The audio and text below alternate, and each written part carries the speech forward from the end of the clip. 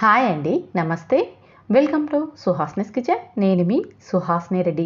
ఈరోజు మన కిచెన్లో పనస గింజల ఫ్రైడ్ రైస్ని చేసి చూపించబోతున్నా. చాలా అంటే చాలా టేస్టీగా ఉంటుందండి.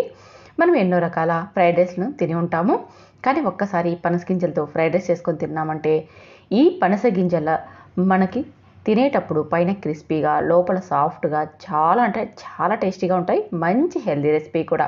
తప్పకుండా మీరు ఈ రెసిపీని ఒకసారి ట్రై చేసి టేస్ట్ చేయండి. నచ్చితే లైక్ చేయండి, సబ్స్క్రైబ్ చేసుకోండి. ఇందుకోసం ముందుగా పనస గింజల్ని పొట్టు తీసుకోవాలి. ఇందుకోసం పనస గింజల్ని తొనల్లో నుంచి తీసిన తర్వాత 1 గంట పాటు ఆరబెట్టుకున్నామంటే పొట్టు ఈజీగా వచ్చేస్తుందండి. ఇలా ఆరబెట్టేసుకొని చూడండి, వీడియోలో చూపించిన విధంగా చేత్తో గింజని ప్రెస్ చేస్తూ మనం కొద్దిగా నలిపామంటే చాలు, పొట్టు అనేది ఈజీగా వచ్చేస్తుంది. ఇలా నలిపేసేసి పొట్టు తీసేసేసి 2 ముక్కలుగా కట్ చేసి ఒక బౌల్లోకి వేసుకోవాలి. ఇందులోకి ఒక 1/2 టీ స్పూన్ కారం పొడి, 1/4 teaspoon pepper powder, 1/4 teaspoon garam masala, రుచికి సరిపడా ఉప్పు, అలాగే 2 స్పూన్స్ కార్న్ఫ్లోర్, 1 స్పూన్ మైదాను వేసి ఈ ముక్కలకి ఈ పౌడర్ అంతా అంటేలాగా బాగా కలుపుకొని ఇప్పుడు ఇందులోకి కొద్దిగా వాటర్ని యాడ్ చేసుకుంటూ పిండి ముక్కలకి అంటేలాగా బాగా కలుపుకోవాలి. చూడండి, ఈ విధంగా స్మూత్గా అంతా కలిసేలాగా కొద్దిగా వాటర్ని యాడ్ చేసుకుంటూ కలుపుకోవాలి. ఈ విధంగా కలిపేసేసి ఇప్పుడు స్టవ్ మీద డీప్ ఫ్రైకి సరిపడా ఆయిల్ పెట్టి ఆయిల్ వేడెక్కాక మంటను లో ఫ్లేమ్కి టర్న్ చేసుకొని మనకి ఆయిల్కి సరిపడా ఒకటిగా ఆయిల్ మొత్తం వేసేసుకోవాలి. ఇలా ఆయిల్కి సరిపడా మొత్తం వేసేసుకొని ఇప్పుడు మంటని మీడియం ఫ్లేమ్లోకి టర్న్ చేసుకోవాలి. ఇలా మంటని లో ఫ్లేమ్లోకి మీడియం ఫ్లేమ్లోకి అడ్జస్ట్ చేసుకుంటూ దాదాపు 10 నుంచి 15 నిమిషాల వరకు ఫ్రై చేసుకోవాలి. నాన్ స్టాప్గానే అటు ఇటు కలుపుతూ ఉండాలండి. ఎందుకంటే మనకి ఈ పనస గింజలు లోపలి దాకా ఉడికించుకోవాలి కాబట్టి టైం కాస్త ఎక్కువగానే పడుతుంది.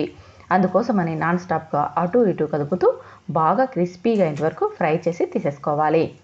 ఇలా స్టెయినర్ సహాయంతో తీసుకున్నామంటే మనకి ఆయిల్ అనేది ఈ గింజలకి లేకోకుండా వచ్చేస్తుంది. చూసారుగా ఎంత బాగా వచ్చేసాయో. చాలా అంటే చాలా టేస్టీగా ఉంటాయండి. ఇలా ఉత్తినే కూడా మనం ఈవినింగ్ స్నాక్స్గా చేసేసుకోవచ్చు. పిల్లలకి చాలా అంటే చాలా బాగా నచ్చుతుంది. ఒక్కసారి ట్రై చేయండి. ఇలా స్నాక్స్కి అయినా తినచ్చు, లేదా వీటితో మనం ఫ్రైడ్ రైస్నైనా ప్రిపేర్ చేసుకోవచ్చు. ఒకసారి అలా ట్రై చేయండి, మరొకసారి ఇలా ట్రై చేయండి.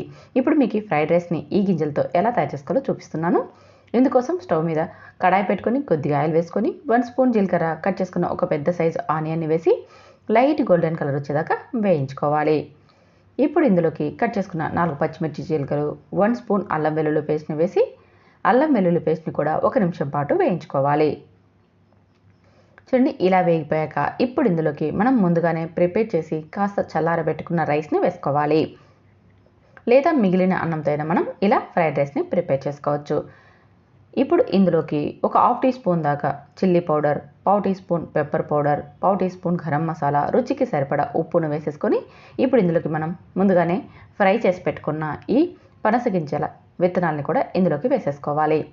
ఇలా వేసేసుకొని ఇదంతా బాగా కలిసేలాగా కలుపుతూ ఫ్రై చేసుకోవాలి. దాదాపు 5 నిమిషాల పాటు ఇలా కలుపుతూ ఫ్రై చేసుకున్నామంటే ఈ మసాలా అంతా రైస్కి బాగా అంటుకుంటుంది. ఇప్పుడు కొద్దిగా కొత్తిమీరని, అలాగే ఒక 1/2 చెక్క నిమ్మరసాన్ని కూడా ఇందులోకి పెట్టుకోవాలి. ఆ ఫ్లేవర్ చాలా బాగుంటుంది. ఇలా వేసేసుకొని ఒకసారి ఇదంతా బాగా కలిసేలాగా కలిపి స్టవ్ ఆపేసేసుకోవాలి. నిమ్మకాయ పిండుకునేటప్పుడే మంటను లో ఫ్లేమ్లో పెట్టుకొని కొత్తిమీర, నిమ్మరసాన్ని వేసేసుకొని ఒకసారి కలిపి స్టవ్ ఆపేసేసి కిందకి దించి వేడివేడిగా సర్వ్ చేసుకొని తిన్నామంటే చాలా అంటే చాలా బాగుంటుందండి. Chicken fried rice, mutton fried rice వీటన్నిటికంటే కూడా చాలా అంటే చాలా రుచిగా ఉంటుంది. వెజ్ ప్రియులకు ఇది ఇంకా నచ్చుతుందండి. ఒక్కసారి ట్రై చేయండి. ట్రై చేసి టేస్ట్ చేసి మీకు ఎలా వచ్చిందో కామెంట్ చేయండి. నచ్చితే మాత్రం లైక్ చేయండి, షేర్ చేయండి. ఇలాంటి టేస్టీ వంటకాల కోసం సుహాస్నిస్ కిచెన్ని సబ్స్క్రైబ్ చేసుకోండి. Thank you for watching.